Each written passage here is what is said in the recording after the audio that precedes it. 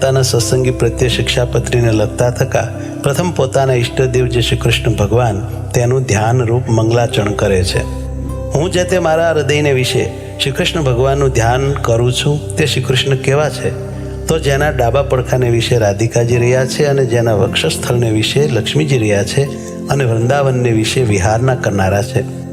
અને વૃત્તાલય ગામને વિશે રહ્યા એવા જે સહજાનંદ સ્વામીજી અમે જે તે નાના પ્રકારના જે સર્વે દેશ તેમને વિશે રહ્યા એવા જે અમારા આશ્રિત સર્વે સત્સંગી તેમને ઉદ્દેશીને શિક્ષાપત્રીને લખીએ છીએ.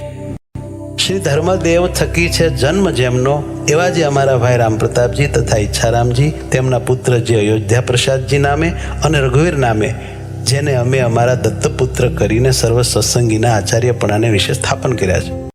તથા અમારા આશ્રિત એવા જે મુકુંદાનંદ આદિક નૈષ્ટિક બ્રહ્મચારી તથા અમારા આશ્રિત જે મયારામ ભટ્ટ આદિ ગ્રસ્ત સત્સંગી તથા અમારા આશ્રિત જે સુવાસની અને વિધવા એવી સર્વે બાઈઓ તથા મુક્તાનંદ આદિક જે સર્વે સાધુ એ સર્વે તેમણે પોતાના ધર્મની રક્ષાના કરનારા અને શાસ્ત્રને વિશે પ્રમાણરૂપ અને શ્રીમદ નારાયણની સ્મૃતિઓ સહિત એવા જે અમારા રૂડા આશીર્વાદ તે વાંચવા અને આ શિક્ષાપત્રી લખ્યાનું જે કારણ છે તે સર્વે તેમણે એકાગ્ર મને કરીને ધારવું અને આ શિક્ષાપત્રી જે અમે લખી છે તે સર્વે જીવના હિતની કરનારી છે અને શ્રીમદ ભાગવત પુરાણ આદિક જે સત્શાસ્ત્ર તેમણે જીવના કલ્યાણને અર્થે પ્રતિપાદન કર્યા એવા જે અહિંસા આદિક સદાચાર તેમને જે મનુષ્ય પાળે છે તે મનુષ્ય જે તે આલોક ને પરલોકને વિશે મહાસુખિયા થાય છે અને તે સદાચારનું ઉલ્લંઘન કરીને જે મનુષ્ય પોતાના મનમાં આવે એમ વર્તે છે તે તો કુબુદ્ધિવાળા છે અને આલોક ને પરલોકને વિશે નિશ્ચય મોટા કષ્ટને જ પામે છે. તે માટે અમારા શિષ્ય એવા જે તમે સર્વે તેમણે તો પ્રીતિય કરીને આ શિક્ષાપત્રીને અનુસરીને જ નિરંતર સાવધાનપણે વર્તવું પણ આ શિક્ષાપત્રીનું ઉલ્લંઘન કરીને વર્તવું નહીં.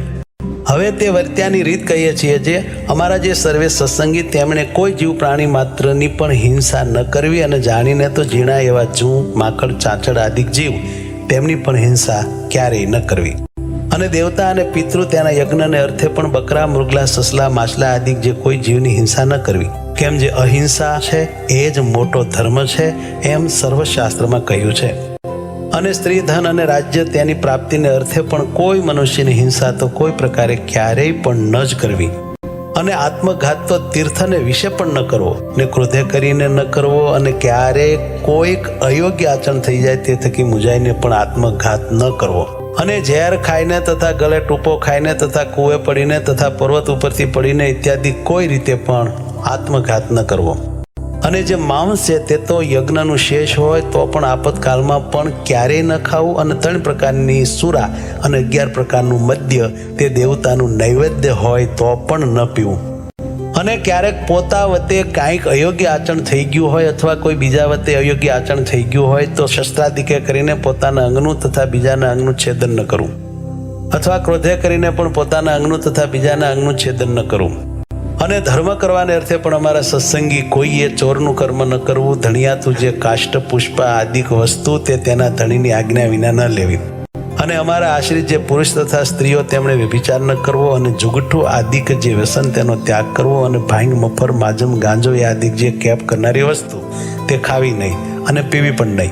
અને જેના હાથનું રાંધેલ અન્ન તથા જેના પાત્રનું જળ તે ખપતું ન હોય તેણે રાંધેલ અન્ન તથા તેના પાત્રનું જળ તે શ્રી કૃષ્ણ ભગવાનની પ્રસાદી ચરણામૃતના મહાત્મ્ય કરીને પણ જગન્નાથપુરી વિના અન્ય સ્થાનકને વિશે ગ્રહણ ન કરવું અને જગન્નાથપુરીને વિશે જગન્નાથજીનો પ્રસાદ લેવાય તેનો દોષ નથી અને પોતાના સ્વાર્થની સિદ્ધિને અર્થે પણ કોઈને વિશે મિથ્યા અપવાદ આરોપણ ન કરવો અને કોઈને ગાળ તો ક્યારેય ન દેવી